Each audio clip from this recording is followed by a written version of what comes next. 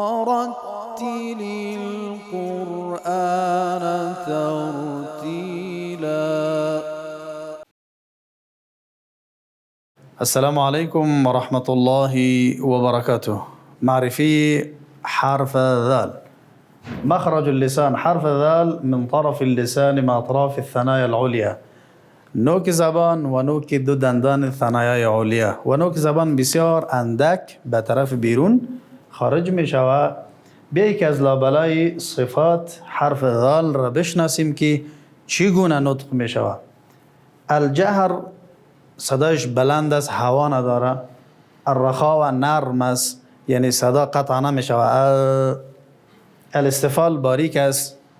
الانفتاح باریکتر. الاسمات طبعا گفتیم که اطلاق اسمات از ابحاث علم صرف است. ما از لابلای سه صفت حرف ذال را و چگونگی نطقی حرف را میشناسیم که صدا بلند است، هوا نداره، صدا قطع نمیشه و باریک است. چونین غلطیایی که در حرف ذال شنیده میشه از قرای عزیز ما که بعضها حرف ذال را مهموس نطق میکنن، یعنی هوا می داشته باشه که غلط است.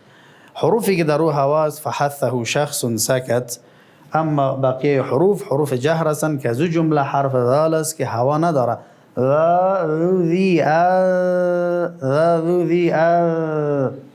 الذين قل أذكرين وإن يكذبوك فقد كذبت، همچنان بل كذبوا بالساعة واعتدنا لمن كذب بالساعة سعيرا. حرف ذال هوا نداره، باریک و مجهور، یعنی صدا بلند به هوا، نرم، صدا قطع نمیشه. چونین ذی. السلام علیکم و رحمت الله و برکاته. ورتل القرآن